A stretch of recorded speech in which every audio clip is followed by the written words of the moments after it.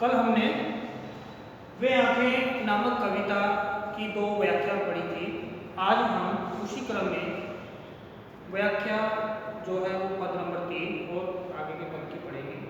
इसमें जैसा कि आपने पढ़ा था कि कवि ने बताया है कि जो किसान था वह शोषक वर्ग का कैसे शिकार हुआ, कैसे उसके फसलों को छीन लिया गया, कैसे उसको शोषित किया गया और किस प्रकार से उसका घर परिवार सब बिखर गया और वह दूर खड़ा हो गया। इस प्रकार कवि को देखकर ऐसा लगा कि जो किसान की जो आंखें हैं उनमें एक गहरी गुफा के अंधेरी गुफा के समान दुख भरा हुआ है। उसमें दूर दूर तक कहीं भी रोशनी दिखाई नहीं देती है, अर्थात दूर दूर तक कहीं भी सुख दिखाई नहीं देता है।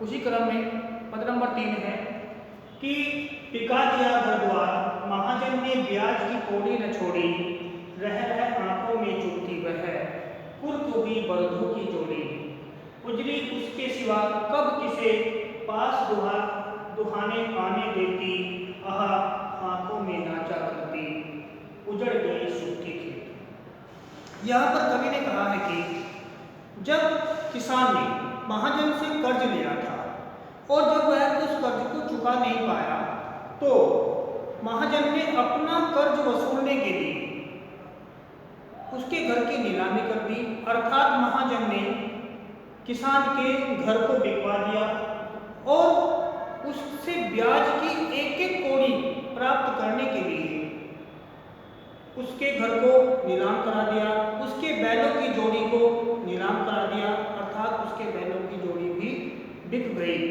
जो उसकी आंखों में चुभती रहती है, अर्थात जिस चीज पर, जिस वस्तुओं पर, जिन बैलों पर किसान गर्व किया करता था वह उन वे वस्तुएं भी अब किसान से दूर हो गई है।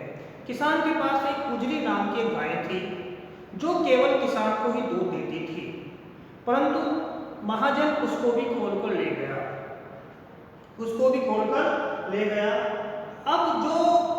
अब केवल किसान की आंखों में जो उसके सुख के समय थे वह केवल उसकी आंखों में एक सपना रह गए हैं और गाय और बैलों की जोड़ी और घर उसकी आंखों में जो सुख थे वो उससे छिन गए हैं, दूर हो गए। महाजन ने उनसे उनको छीन लिया है।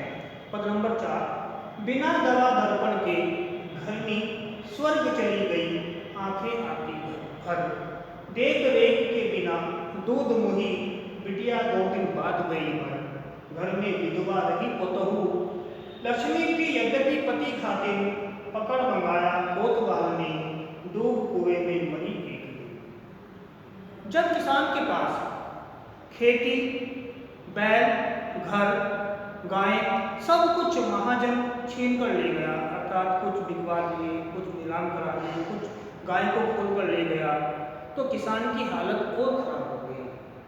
घर में बीमार पत्नी थी जो बिना दवा के, बिना देख रेख के उसकी मृत्यु हो गई।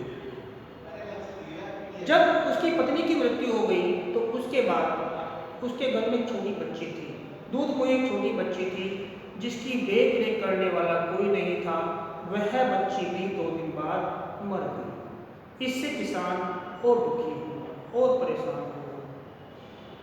परंतु घर में एक विधवा बेटे की बहू रह रही थी, कहने को तो उसका नाम लक्ष्मी था, परंतु समाज के लोग उसे पति घाती मानते थे, उसे कलंकनी मानते थे। एक दिन कुदृष्टि रखते हुए, अन्याय की सभी सीमा पार करते हुए कोतवाल ने उसको पकड़कर कोतवाली मंगाया और उस पर कुदृष्टि डाली। वह बेटे की पत्नी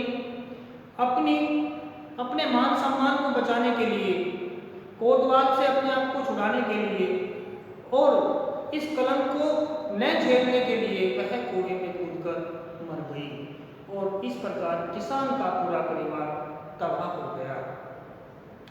आगे कहा गया है कि जो पत्नी होती है वो पैर की ज्योति के समान होती है, यदि एक नहीं रहती तो दूसरी विवाह करके लाई जा सकती लेकिन जब वह अपने जवान बेटे की मौत को याद करता है तो उसकी छाती पर सांप लौटने लगते हैं और उसकी आंखें उस अंधेरी गुफा के समान लगती है जिसके दुखों का कोई अंत नहीं है। अर्थात किसान का यहाँ पर इतना शोषण हुआ है, अर्थात किसान की तरफ देखने वाला कोई नहीं है, न महाजन, न जमींदार और न यह समाज, वह उससे दूर खड़ा हो गया है। अर्थात किसान के साथ अन्याय हुआ और किसान की जो आंखें हैं वह दुख से भरी हुई हैं। किसान की आंखों में दारुण दुख है जिसका कोई अंत नहीं है, जिससे किसान का पूरा परिवार तबाह हो गया।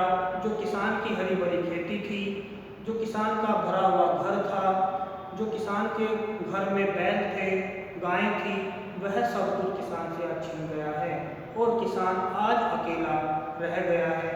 वह उस प्रकार कि एक किनारे पर खड़ा है या मझधार में खड़ा है और यह समाज उससे दूर किनारों की भांति खड़ा हो गया है। धन्यवाद।